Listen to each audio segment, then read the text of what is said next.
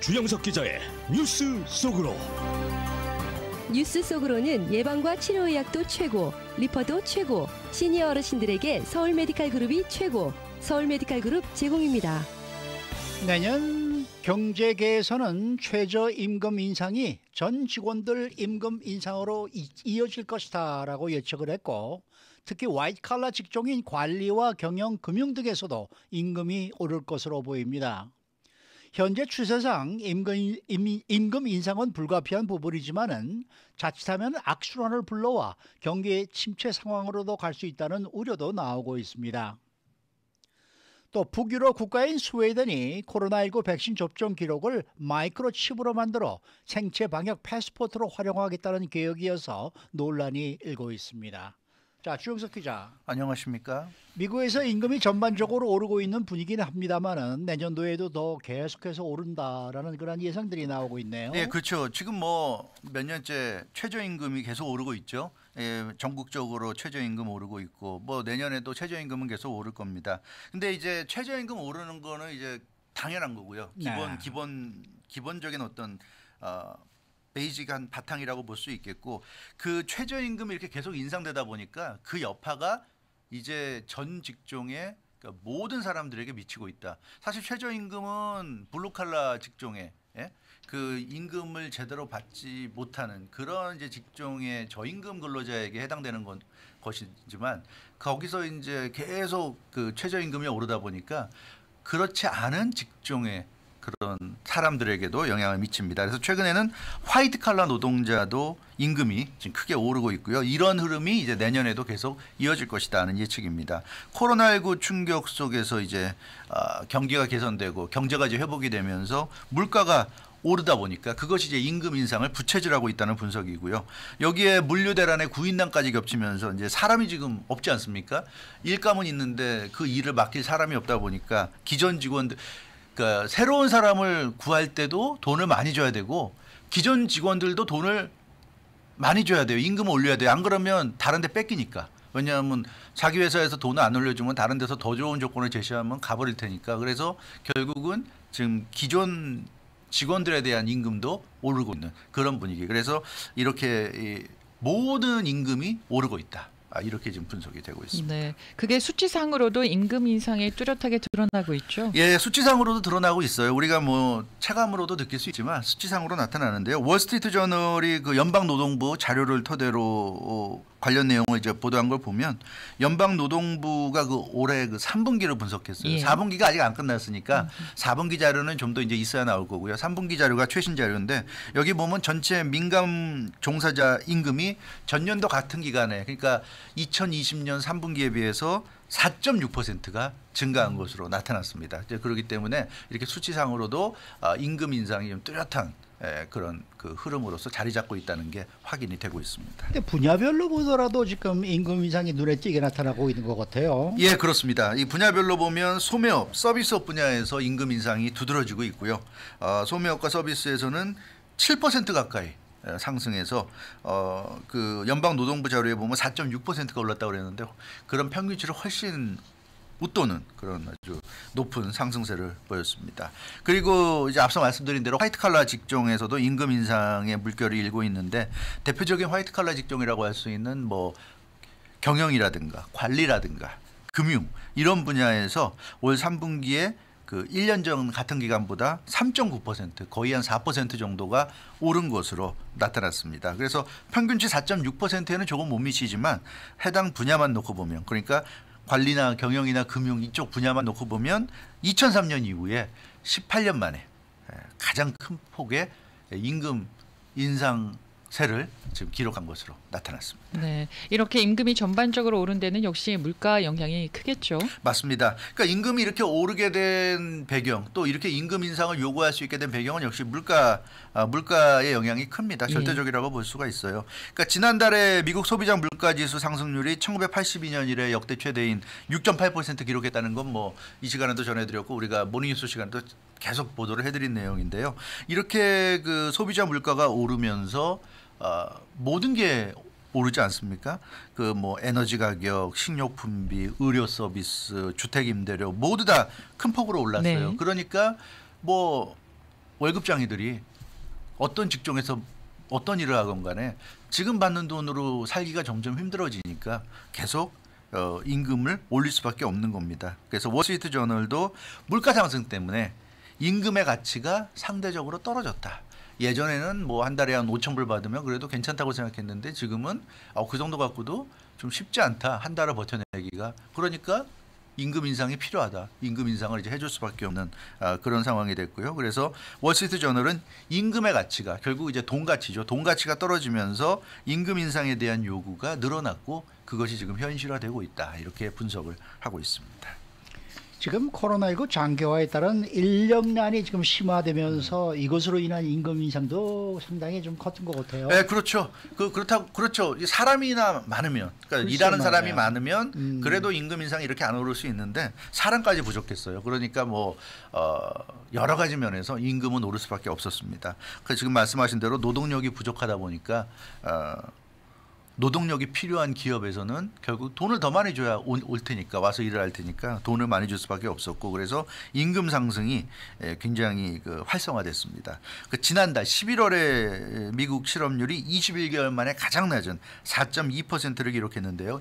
그만큼 미국 기업들이 고용을 최대한 지금 늘리고 있는 겁니다. 지금 일감이 나오고 있고 일은 지금 계속 해야 되기 때문에 경기는 지금 회복되고 있고 그래서 고용을 늘리고 있고 그러다 보니까 이 구직난이 아니라 구인난이죠. 구인난이 되면서 경쟁이 늘어가고 그만큼 임금이 오르는 뭐 새롭게 잡을 구하는 사람의 임금도 오르고 기존에 일하는 사람의 임금도 오르는 그런 지금 상황을 맞고 있습니다. 네, 또 이런 임금 인상이 뭐 좋기는 한데 또 한쪽에서는 임금 인상이 이렇게 올라가면은 그렇지 않아도 지금 물가가 고공행진인데 물가가 더 오르게 되면 어떻게 하냐 또 걱정도 있어요. 네, 맞습니다. 사실 그건 뭐 당연한 부분이고요. 걱정이고요. 어쩔 수 없는 측면이 있는 것 같아요. 지금 앞서 말씀드린 대로 이렇게 임금이 오른 첫 번째 이유가 물가가 이제 오르기 때문이잖아요. 네. 예전에는 똑같은 5,000불 갖고도 굉장히 여유 있게 살았다 그러면 지금은 5,000불 갖고도 굉장히 힘겹게 살아야 된단 말이에요. 맞아요.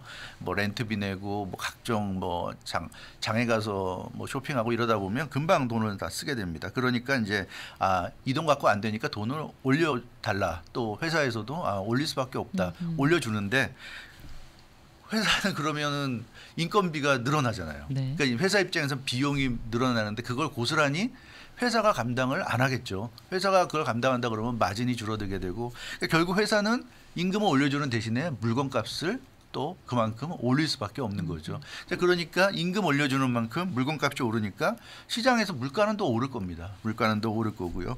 그러면 임금을 올려줘서 좋았는데 이 돈 갖고도 안 되네, 부족하네. 또 그렇게 될 거죠. 그럼 또 이제 임금을 올려달라고 그럴 거고 이게 이제 악순환이라는 겁니다. 그래서 일각에서는 이거는 굉장히 안 좋은, 좋지 않은 쪽으로 지금 순환이 되고 있다. 악순환이 되고 있다.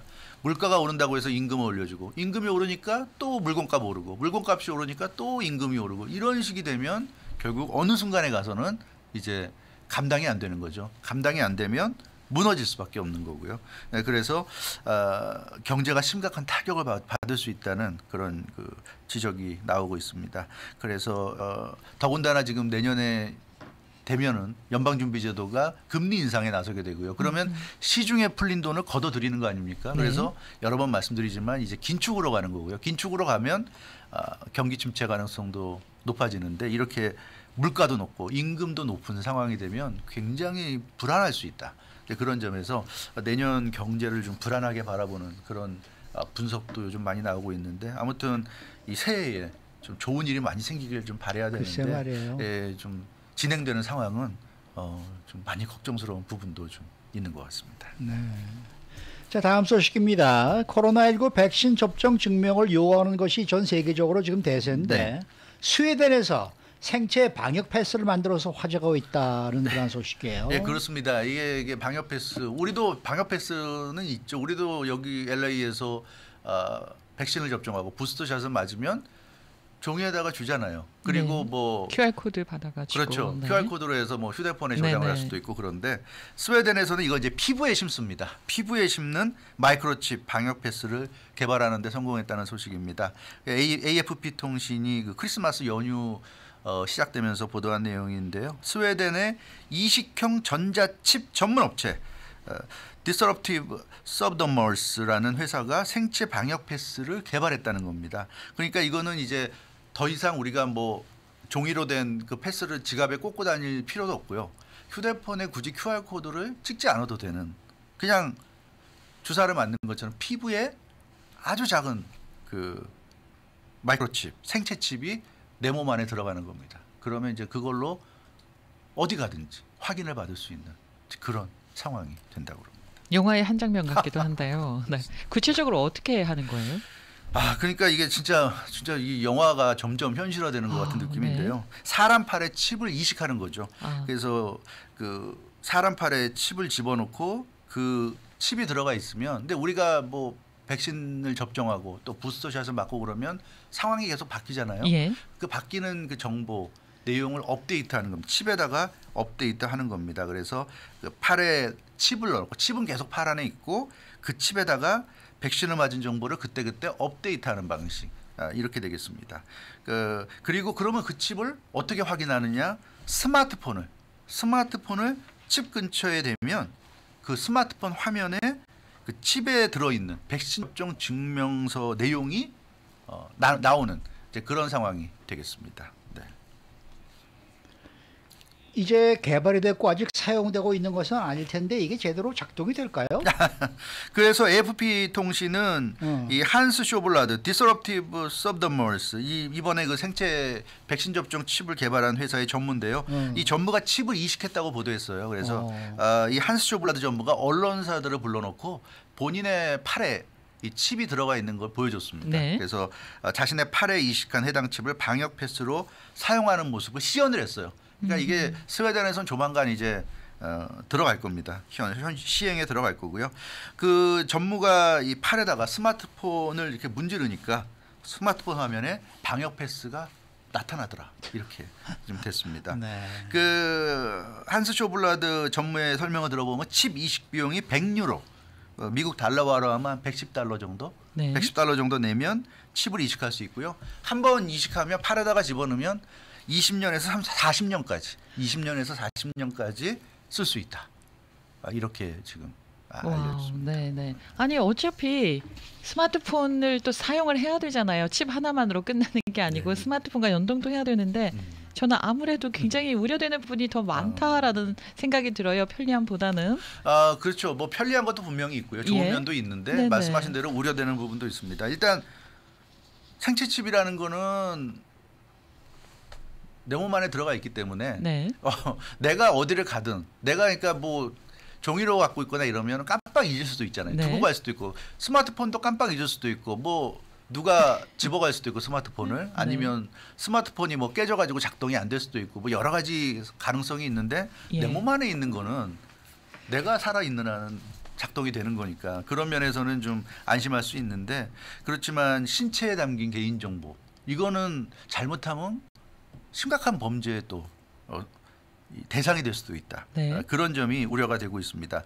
그 몸 안에 들어가 있기 때문에 쉽게 빼낼 수 없다는 게 장점이지만 그게 단점이 될 수 있어요. 그러니까 어떤 사람을 납치한다거나 이랬을 때 그 사람이 그 범죄 피해를 당할 수 있는 그런 여지도 있는 것이고요.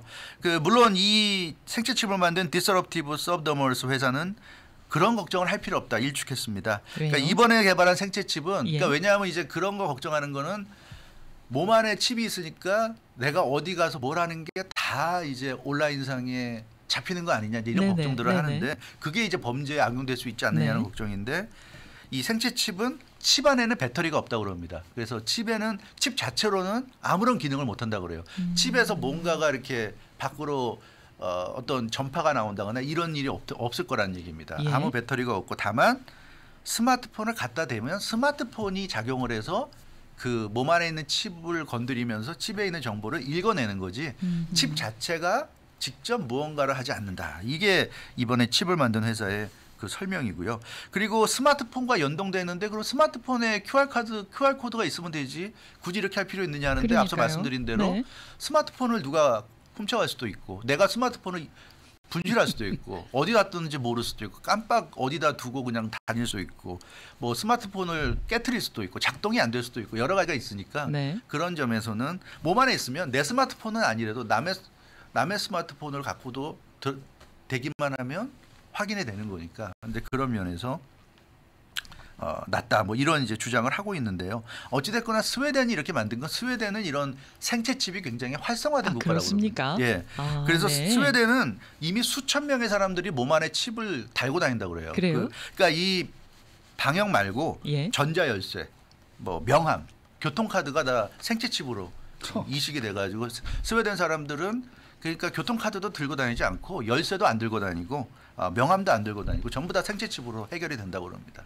그러니까 그런 라이프에 익숙하다 보니까 스웨덴에서는 이렇게 신기하네요. 이제 방역 패스도 하고 있다 그러는데 우리 그러니까 아직 미국에서는 이 정도는 아닌 것 같아요. 그러면 뭐 아니 그 마스크 쓰라고 하는 것도 네. 왜 개인의 그 프라이버시를 침해하느냐, 백신 접종도 왜 그건 개인 선택이지라고 막 하는데 칩 얘기가 나오면은 아니 그거는 그리고 무슨 백신을 맞으면은 뭐 백신에 무슨 뭐 칩이 심어져 있어가지고 몰래 몸에 맞는다 그래가지고 안 맞는 사람들 굉장히 많은데 네 그렇죠. 여기다 뭐 직접 그냥 생체에다가 칩을 이번에는 심는다는 소리를 막상 들으니까 별로 그렇게 기분이 좋지가 그래요? 않아요. 그러니까 이 세상에는 하여튼 어떤 사안을 두고 네. 모든 생각이 동일하진 않은데요. 네. 스웨덴에서는 아마 이런 칩을 사용하는 것에 대한 거부감이 좀 없는 것 같아요. 그리고 칩을 사용함으로써 얻는 그런 이익이라고 그럴까? 편리함.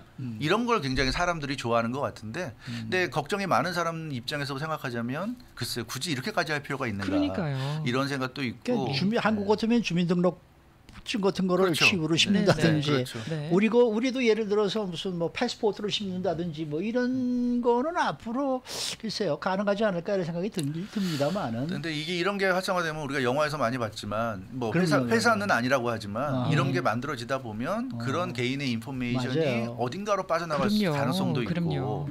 잘못하면 내가 어디서 누굴 만나서 뭘 하는지를 다 알게 되는 상황도 생길 수 있고 그래서 심지어 살해도 당할 수 있어요. 네. 왜냐하면은 그 칩을 빼가기 위해서 뭐 어떻게 할 수도 있잖아요. 처음에는 그렇지 않더라도 이게 점점점 발전이 되고 개발이 되면 범죄자들도 그걸 활용을 하려고 얼마나 노력을 하겠어요. 글쎄요 뭐 아직은 그렇게 반가운 소식은 아닌 것 같네요. 저도요.